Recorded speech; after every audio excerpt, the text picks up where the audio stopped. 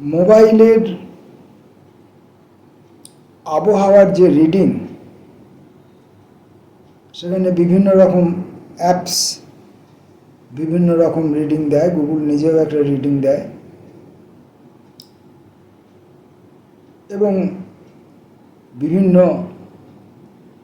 YouTube চ্যানেলগুলো থেকে আবহাওয়ার যে খবরাখবর পাওয়া যায়, তাতে দেখা যাচ্ছে যে আজকের সর্বাধিক তাপমাত্রা 42 ডিগ্রি।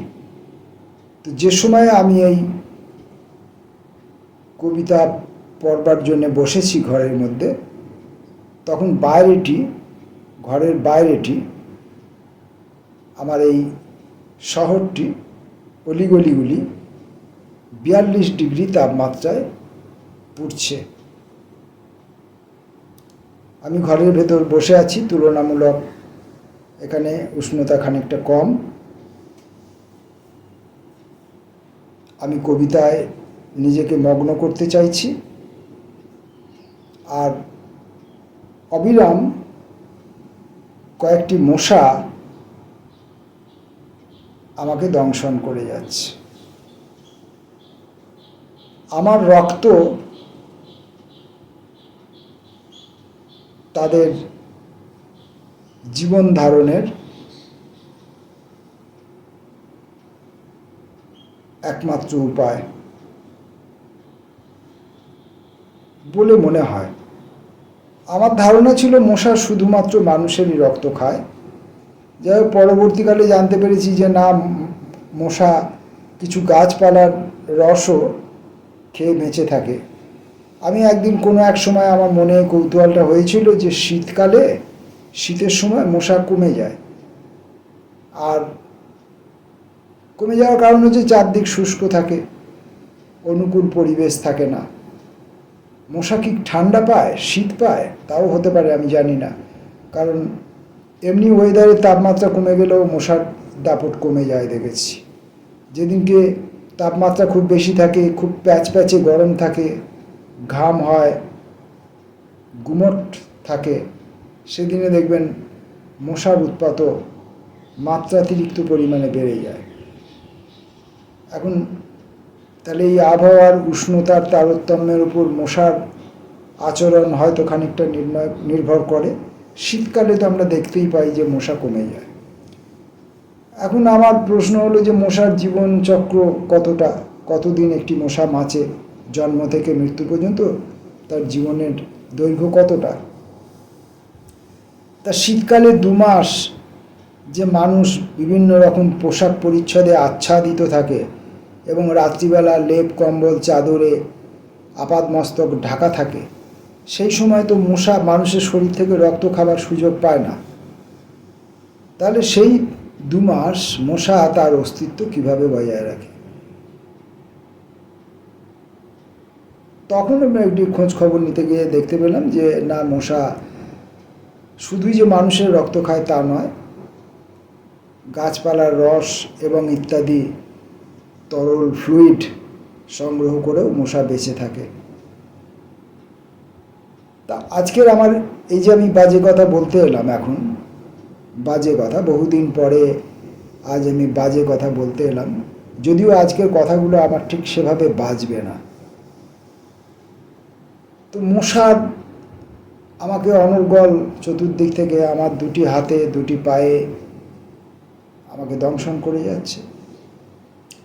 মশার কিন্তু কোনো কাব্যপ্রেম নেই, মশার কিন্তু কোনো ঔচিত্যবোধ নেই, মশার কিন্তু কোনো দয়া মায়া ভালোবাসা মমত্ব সামাজিকতা এসব নেই।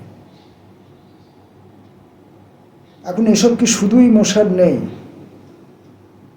শুধুই কি মশার নেই এসব?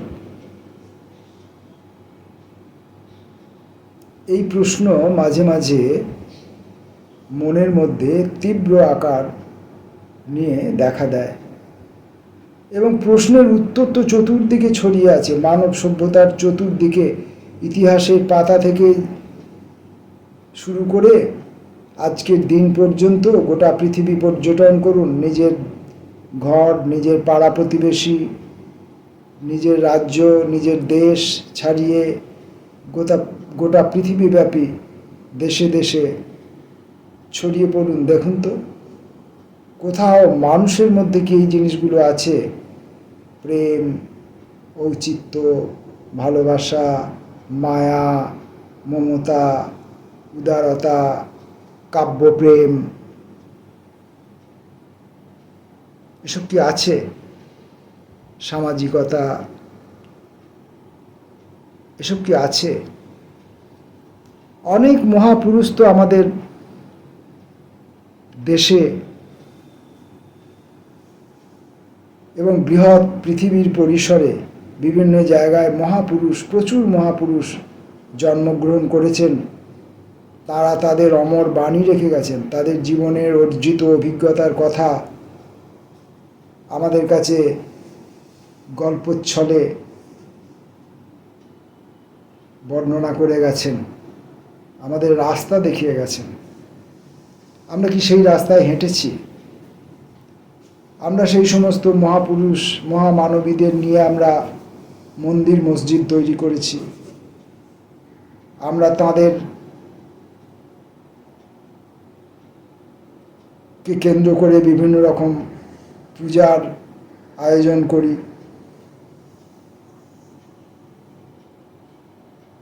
তাদের কথা আমরা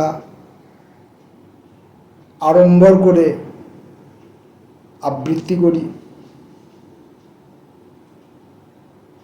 তাদেরকে স্মরণ করবার জন্য আমরা বিভিন্ন রকমের ভাবে ভেক ধরি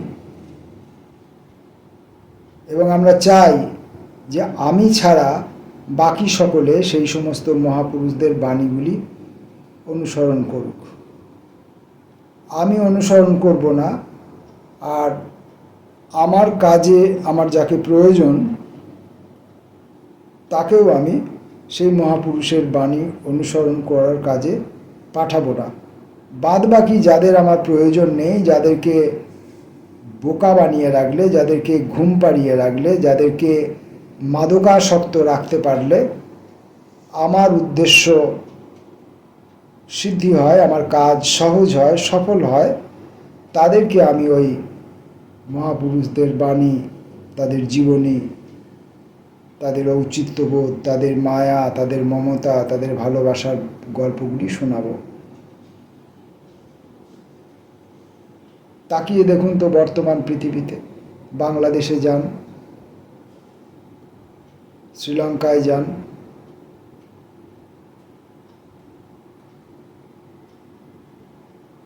যান রাশিয়া, ইউক্রেন, যান আপনার গাজা, প্যালেস্তাইন, আরব, ইরাক, ইরান,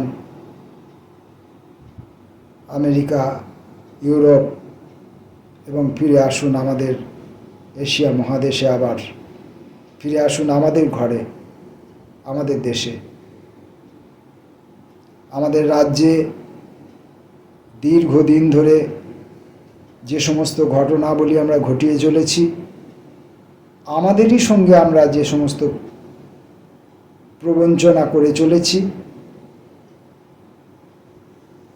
তার মধ্যে কি কোথাও মায়া, মমতা, ঔচিত্যবোধ, দায়িত্ববোধ, কর্তব্যবোধ, সামাজিকতাবোধ আমরা দেখতে পাচ্ছি?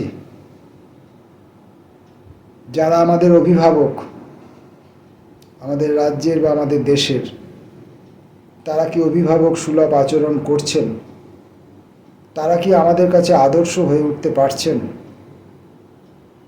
আমাদের আগামী প্রজন্ম তো এতদিনে বর্তমান সিনিয়র প্রজন্ম হয়ে গেছেন। আমি বলতে চাইছি আরও আগামী প্রজন্ম যারা আসবে, আমাদের নাতি নাতনি, তার পরবর্তীকালের যারা আসবে, তাদের কাছে আইকন কারা হবে? আমরা তো আইকন হিসাবে জানতাম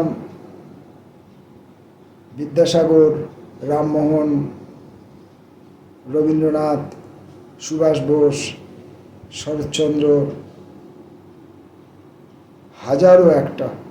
হাজারো একটা মানুষ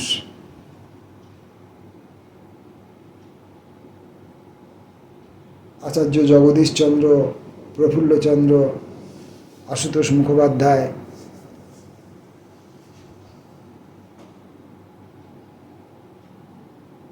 এ সমস্ত মানুষ ধর্মের লাইনেও, তথাকথিত যে ধর্ম, সে লাইনেও যে সমস্ত মহাপুরুষ আমাদের দেশে এসেছেন, চৈতন্যদেব থেকে আরম্ভ করে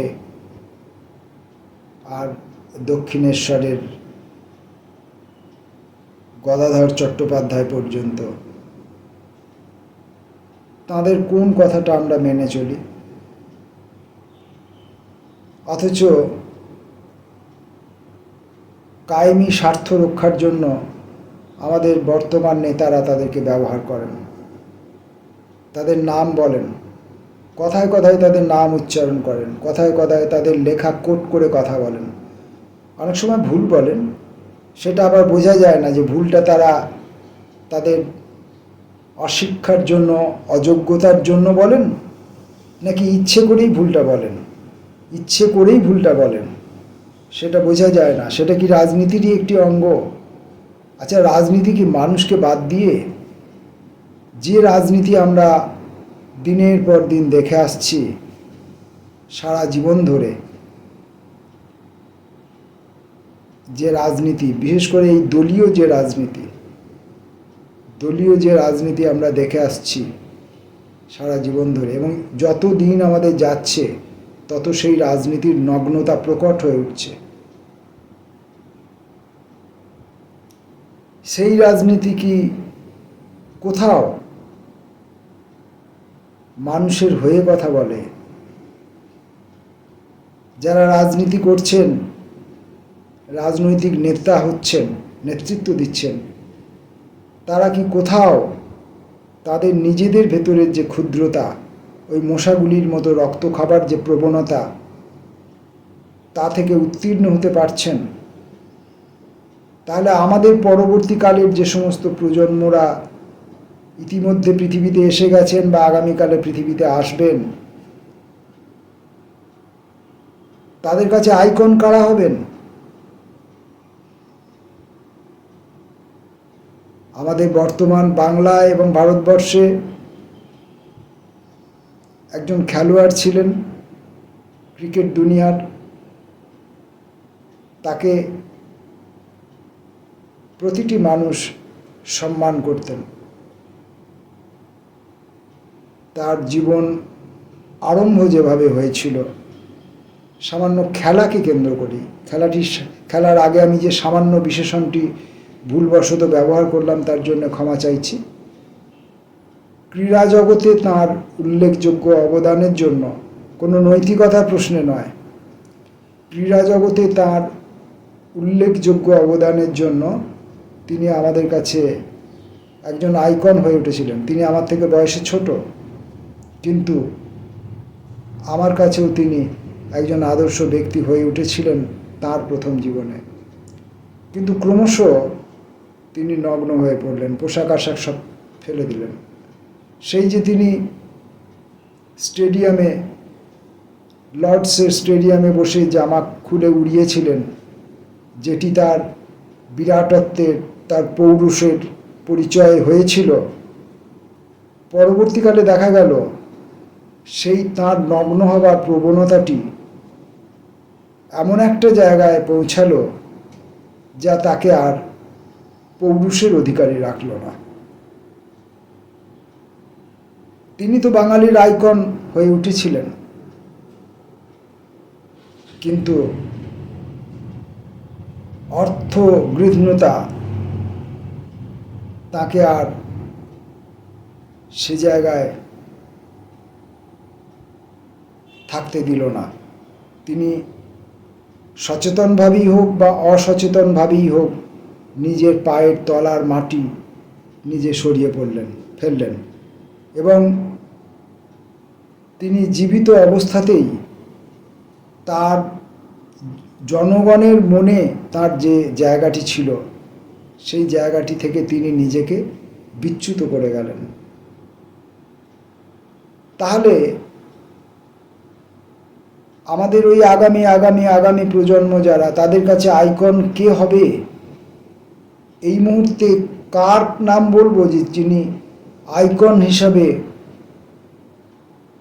যাকে আদর্শ হিসাবে মানুষ বাচ্চা ছেলেদেরকে আমরা বলতে পারবো যে এই দেখো তোমার বাঙালি, একে দেখে শেখো, ইনি কিভাবে জীবন আচরণ করেছেন, ইনি কিভাবে জীবনে লড়াই করেছেন, ইনি কিভাবে দারিদ্র্যের সঙ্গে লড়াই করেছেন, ইনি কিভাবে মেরুদণ্ড ঋজু রেখেছেন, ইনি কিভাবে অন্যায়ের বিরুদ্ধে প্রতিবাদ করেছেন, ইনি কিভাবে গড্ডলিকা প্রবাহের মধ্যে নিজেকে ভাসিয়ে দেননি, ইনি কিভাবে মূল্যবোধকে ধরে রেখেছেন।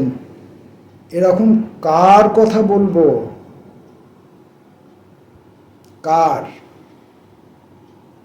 আমার মগজে, আমার স্মৃতিতে, আমার ভেতরে যে মেমোরি আছে, সেখানে আমার যে র্যাম আছে, তার ভেতরে অলিগলি খুঁজে যতটা আমি পারি এমন কোনো ব্যক্তির সন্ধান করতে পারছি না যাকে বলা যাবে যে এই দেখো বাঙালি, এরকম হও তাহলে তুমি বাঙালি হতে পারবে, এই দেখো একজন মানুষ, এরকম হও তাহলে তুমি একজন মানুষ হতে পারবে। কৃতি হবার বহু নমুনা আছে, কৃতি হবার, প্রতিষ্ঠা অর্জন করবার বহু নমুনা আছে। আমাদের সময়ে যারা আইকন ছিলেন তাদের থেকে অনেক বেশি কৃতিত্ব অর্জনকারী মানুষ পরবর্তীকালে এবং এই সময়ে দেখা যায়, অনেক অনেক বেশি। কারণ ঊনবিংশ শতাব্দীতে, তার আগে এবং পরে যে সময়কাল, সেই সময়কালের মধ্যে আমাদের দেশে শিক্ষার তেমন ব্যাপক প্রচার প্রসার হয়নি, সবেমাত্র হচ্ছিল, এবং কিছু অবস্থাপন্ন নাগরিক মানুষের কাছেই সেই শিক্ষা ব্যবস্থা ছিল। ক্রমে ক্রমে সেটা গ্রামে এবং ছোটোখাটো শহরের মধ্যে ছড়িয়ে পড়লেও তার ততটা প্রাধান্য তখনও পায়নি, তখনও সমাজ শিক্ষাকে ততটা প্রাধান্য দিতে পারেনি। এবং অন্যান্য বিষয়ে যে খেলাধুলা, শরীরচর্চা, ব্যবসা বাণিজ্য, হাতের কাজকর্ম শেখা বা আরও অন্যান্য বিষয়, হাজারো একটা বিষয়ের মধ্যে পৃথিবীর মানুষ কৃতিত্ব অর্জন করছেন, উইম্বলডন থেকে এশিয়াড পর্যন্ত। নাটকের মঞ্চে, সিনেমার পর্দায়, গানে, কবিতায়, সমস্ত ক্ষেত্রে প্রচুর কৃতি মানুষ দেখা যায়, প্রচুর কৃতি মানুষ। কিন্তু মানুষের মতো মানুষ, যিনি শুধু নিজের কৃতিত্ব, নিজের সাফল্য নিয়ে সন্তুষ্ট থাকবেন না, যিনি শুধুমাত্র নিজের একটি লক্ষণের টানা গণ্ডির মধ্যে, রেখার মধ্যেই নিজেকে আবদ্ধ রাখবেন না, সমাজের স্বার্থে, মানুষের স্বার্থে, দেশের স্বার্থে, সময়ের স্বার্থে যিনি নিজেকে বিস্তৃত করে ধরবেন, সমস্ত জায়গায় নিজেকে হাজির করবেন মানবতার প্রতীক হিসাবে, তেমন মানুষ এখন দেখা যায় না। মশায় যেভাবে রক্ত টেনে আমাদের শরীর থেকে রক্ত টানছে, বর্তমানকালের মানুষের নগ্নতা বোধহয় তার থেকে শতগুণে বেশি। কারণ মশা শুধুমাত্র রক্তটুকু খায় তার জীবন ধারণের জন্যে, মশার মধ্যে অন্য কোনো রকম প্রবণতা নেই যে অপ্রয়োজনেও অন্যের উপর অত্যাচার করব। মানুষ করছে। দীর্ঘ কয়েক বছর ধরে আমাদের বাংলায় জনগণের উপরে, বিভিন্ন স্তরের জনগণের উপরে চিকিৎসকদের উপরে, শিক্ষকদের উপরে, বেকার যুবক যুবতীদের উপরে বিভিন্ন রকমভাবে এবং অন্যান্য রাজনৈতিক ক্ষেত্রের মানুষগুলির উপরে যেভাবে অন্যায় জুলুম হচ্ছে এবং অমানবিক আচরণ হচ্ছে, অথচ যিনি অমানবিক আচরণ করছেন তার শরীরে কিন্তু একটি মানবিকতার পোশাক থাকছে, যদিও পোশাকটি শতছিন্ন হয়ে পড়েছে এবং সেই পোশাকের মধ্য দিয়ে মানবিকতার ভেক আর ধারণ করা যাচ্ছে না, তবুও তারা আপ্রাণ চেষ্টা চালিয়ে যাচ্ছেন যে মানবিকতার ভেক ধরে অমানবিক কাজকর্মগুলোকে চালিয়ে যাওয়ার। কাশ্মীরে, তার আগে মুর্শিদাবাদে দীর্ঘ একটা ঘটনা ঘটে গেল, সাম্প্রদায়িক দাঙ্গা। কত আমরা ছেলেবেলা থেকে সাম্প্রদায়িক দাঙ্গার কথা ইতিহাসে পড়েছি, মহাত্মা গান্ধীর অবদানের কথা পড়েছি, বিভিন্ন মানুষের লড়াই সংগ্রামের কথা পড়েছি এবং এই দাঙ্গায় কবলিত লক্ষ লক্ষ মানুষের দুর্গত জীবনের যে ইতিহাস তা পড়েছি। সেই দাঙ্গা মুর্শিদাবাদে ঘটে গেল। আবার গতকাল কাশ্মীরে নিরীহ মানুষের উপর ধরে ধরে তাদের অত্যাচার করা হলো এবং তাদের প্রাণ কেড়ে নেওয়া হলো। একদল তথাকথিত সন্ত্রাসবাদী মানুষ, কি তাদের উদ্দেশ্য, তাদের কেন তারা মানুষ হয়ে মানুষকে মারে, তাদের আইকন কারা, তাদের আদর্শ কী, এগুলি খুব জানতে ইচ্ছা করে। এগুলো কি শুধুমাত্র মানুষের মধ্যে যে পশুত্ব প্রকৃতি দিয়ে রেখেছে, মানুষও তো এক প্রকারের পশু, তারপর সেই পশুত্বকে জয় করতে করতে মানুষকে মনুষ্যত্বে উত্তীর্ণ হতে হবে, এটাই ছিল মানুষের কাছে সবচেয়ে বড় চ্যালেঞ্জ।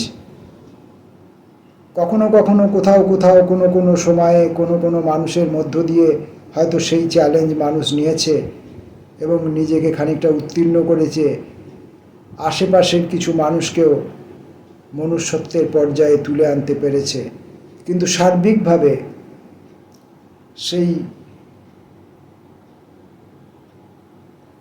মানুষ সৃষ্টির প্রথম যুগ থেকে যে মানুষের হিংস্র জয়যাত্রা শুরু হয়েছিল, তার হিংস্রতা কিন্তু কমেনি। সেই হিংস্রতা কিন্তু সমানে চলেছে। কে করছে, কেন করছে, কার প্রতি করছে, কী তার উদ্দেশ্য, এসব যারা গবেষক, যারা রাজনীতিবিদ, যারা সমাজবিদ, যারা ইতিহাসবিদ, তারা এসব বিষয়ে পুঙ্খানুপুঙ্খ আলোচনা করতে পারেন, করেছেন যুগে যুগে। এই এক একটি ঘটনাকে কেন্দ্র করে প্রচুর বড় বড় মোটা মোটা বই ছাপা হয়েছে, সেই বই বিক্রি হয়েছে, মানুষ পড়েছে বা পড়েনি, কিন্তু আখেরে কোনো লাভ হয়নি। যে অত্যাচার শুরু হয়েছিল মানুষেরই হাত ধরে মানুষের উপরে, সেই অত্যাচার সমানে বয়ে চলেছে। যার উপর অত্যাচার করা হচ্ছে সে জানে না তার কি দোষ, যে অত্যাচার করছে সেও হয়তো জানে না তার কি উদ্দেশ্য। এইসব বাজে কথা নিয়ে ভাবনা চিন্তা করার, লেখালেখি করার, বলার, আলাপ আলোচনা করার, বাদ প্রতিবাদ করার মানুষও ক্রমশ কমে যাচ্ছে। দীর্ঘদিন ধরে বছরের পর বছর একদল চাকরি প্রার্থী মানুষ রাস্তার উপরে বসে আছেন, তাদের কণ্ঠস্বর ক্রমশ চাপা পড়ে যাচ্ছে, তাদের কণ্ঠস্বরের উপর দিয়ে পা মারিয়ে আমরা যাতায়াত করছি আমাদের সভ্যতার ধ্বজা ধরে। তার মধ্যেই একদল মানুষ যারা চাকরি করছিলেন, কোনো এক কায়েমি অর্থগৃহীত গোষ্ঠীর স্বার্থপরতার জন্য তাদের চাকরিগুলি চলে গেল এবং আজকে তারাও রাস্তায় এসে পড়েছেন।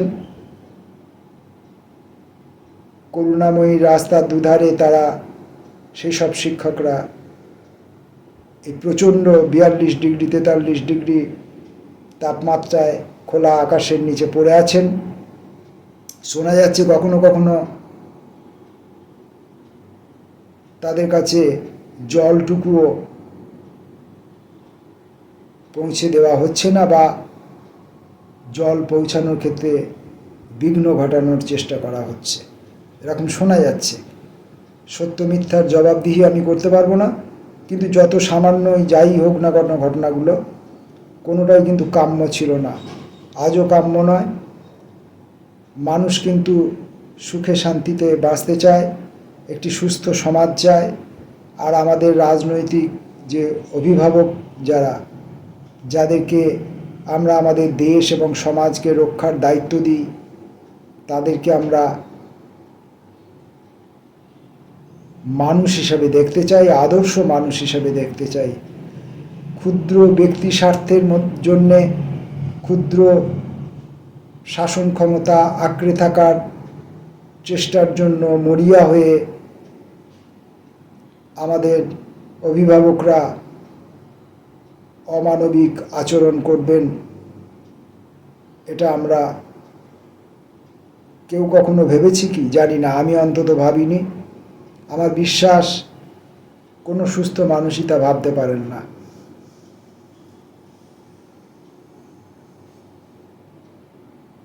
যেভাবে নিরাপদ জোনগুলো, যেখানে মানুষ নিরাপত্তা বোধ করত, স্কুলে বাচ্চাদের পাঠিয়ে তাদেরকে বড় করে তুলতে পারবো, এই নিরাপত্তা ছিল অভিভাবকদের মধ্যে। রোগীকে হসপিটালে পাঠিয়ে তাকে সুস্থ করে আনতে পারবো, এই নিরাপত্তা বোধ ছিল মানুষের মধ্যে। এইসব নিরাপত্তা বোধ চরমভাবে বিঘ্নিত হচ্ছে। হসপিটালে পাঠিয়ে হসপিটালের ভেতরে চিকিৎসক নিজেই আক্রান্ত এবং তাকে মৃত্যু মুখে পতিত হতে হচ্ছে। খবরে প্রকাশ অজস্র জাল ওষুধে বাজার ছেয়ে গেছে, আবার সেই জাল ওষুধে বাজার ছেয়ে যাওয়ার পরেই আবার খবরে প্রকাশ যে ওষুধপত্রের দাম বেড়ে যাচ্ছে। খবরে প্রকাশ যে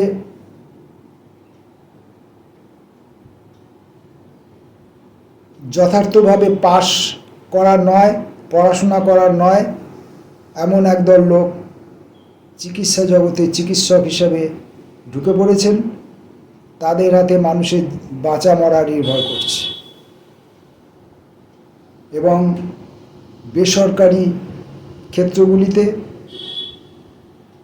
বাহ্যিক জাঁকজমক আড়ম্বরপূর্ণ পরিষেবার আড়ালে একটা চরম চৌর্যবৃত্তি চলছে, এবং যার হাতে পড়ে মানুষ সর্বশান্ত হচ্ছে।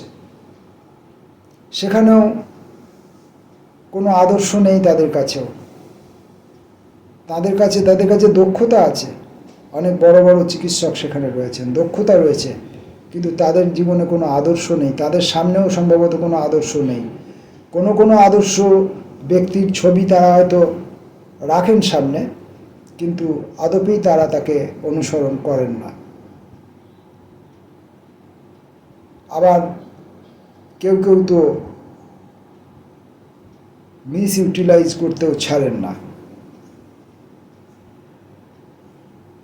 শিক্ষাক্ষেত্রেও এমনই ঘটনা ঘটছে যে পাশ করেনি যে ছেলেটি বা মেয়েটি, সে শিক্ষক হিসাবে স্কুলে ঢুকে যাচ্ছে। বিচারক তার আসনে বসে বলছেন ক্লাস 8 পাস একটি ছেলে সেই স্কুলের শিক্ষক হবে কি করে? তার হাতে ছাত্রছাত্রীদের শিক্ষা ব্যবস্থা কিভাবে তুলে দেওয়া হয়? বিচারপতির এই প্রশ্ন। তাহলে আমরাই তো বিচারপতির কাছে এই প্রশ্ন করব। বিচারপতি কার কাছে প্রশ্ন করছেন? বিচারপতি, শাসক এরা যদি প্রশ্ন করেন, এক শাসক আর এক শাসককে যদি ষড়যন্ত্রকারী বলে আগুল তোলেন, নিজের দায় লঘু করতে চান, তাহলে আমরা কার কাছে বিচার পাব? আমরা কার কাছে বিচার পাব? এবং কেউ যদি বিচারপ্রার্থী হতে চাইছে, প্রতিবাদ করতে চাইছে, বিচার চাইছে, অন্যায়ের প্রতিকার করতে চাইছে, অনেক সময় দেখা যাচ্ছে তাকেও অন্যায়ের সম্মুখীন হতে হচ্ছে।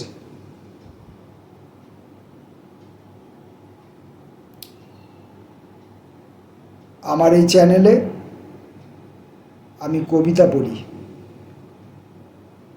বিভিন্ন কবির কবিতা পড়ি, কবিতা নিয়ে যে বিচার বিশ্লেষণ করি, কবিদেরকে যে ছোট বড় মেঝো এরকম ভাগে এরকম শ্রেণীতে বিভক্ত করি, সেরকম করি না, সেটা আমার উদ্দেশ্য নয়। কবিতাগুলি পাঠ করার পর আমার নিজের যে ব্যক্তিগত প্রতিক্রিয়া সেটাও দেবার আমার উদ্দেশ্য নয়। আমি শুধু কবিতাগুলোকে পড়ি এবং চাই যে আপনাদের বিভিন্ন মানুষের কাছে সেই কবিতাগুলো বিভিন্ন রকমভাবে যেয়ে পৌঁছাক। আমাদের দেশে যুগে যুগে হাজার হাজার কবি কবিতার জগতে আসেন, অসংখ্য কৃতি কবি, অসংখ্য মাঝারি মানের কবি কবিতার ইতিহাস সৃষ্টি করে গেছেন। তাদের প্রচুর লেখা ছড়িয়ে ছিটিয়ে পড়ে আছে, অনেক লেখা হারিয়ে গেছে, নষ্ট হয়ে গেছে ভালোবাসার অভাবে, পাঠকের অভাবে, যত্ন নেবার অভাবে এবং দেশের শিক্ষিত প্রশাসকের অভাবে। শিক্ষিত প্রশাসকের কাজই তো হলো যে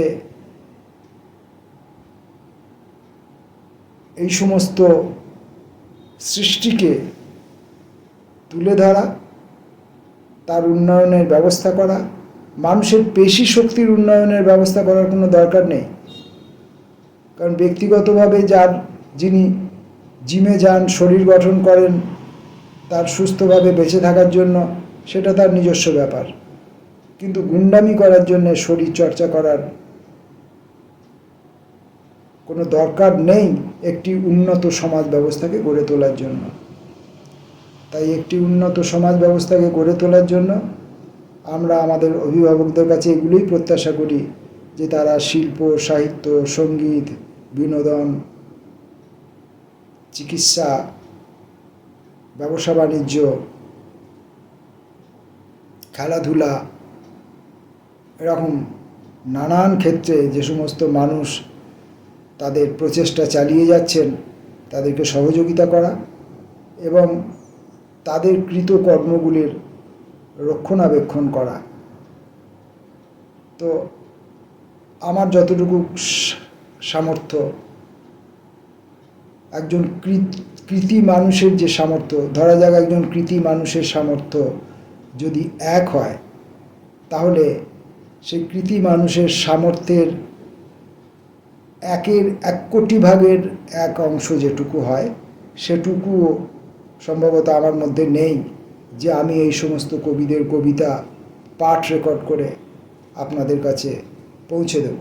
তবুও যেটুকু চেষ্টা করছি, আরও অনেক ভাই বন্ধু আমার এই ইউটিউবে বা অন্যান্য ক্ষেত্রে ফেসবুকে বা মঞ্চে উঠে বিভিন্ন রকমভাবে এই কাজকর্ম করছেন।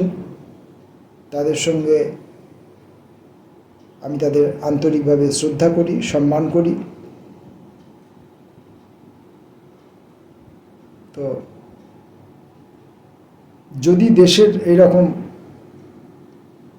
এবং সমাজের যদি এরকম পরিবেশ সৃষ্টি হয়, এরকম অশান্তি, অমঙ্গলজনক অবস্থার মধ্যে আমাদের দিনাতিপাত করতে হয়, তাহলে আমরাই বা কীভাবে এই সুস্থ সংস্কৃতির চর্চায় নিজেদেরকে ব্যাপৃত রাখব? আমাদের মনে তো অশান্তির আগুন জ্বলে, এবং অক্ষম মানুষের অশান্তির আগুন। জানেন তো, ঢোড়া সাপের বিষ নেই, তার দংশনে কেউ মারা যাবে না। তাই আমাদের এই যে আর্তনাদ, এ শুধু আর্তনাদি, এটা কোনোভাবেই প্রতিবাদ হিসেবে ডানা বেঁধে উঠবার ক্ষমতা অর্জন করছে না। সাধারণ মানুষের মধ্যে সেই ক্ষমতা যখন জাগ্রত হবে, তখন আমাদের প্রত্যেকের মধ্যে আবার শুভ চেতনা জেগে উঠবে, এই আশা রেখে আজকের এই কিছু বাজে কথা, যা আসলে বাজলো না, বাজার কথাও নয়, শুধু কোথাও বুকের ভেতর যন্ত্রণার মতো খুব মৃদু তালে হয়তো বেজেছে, গোঙানির মতো, আর্তনাদের মতো। যার হৃদয় আছে তিনি উপলব্ধি করতে পারবেন। নমস্কার।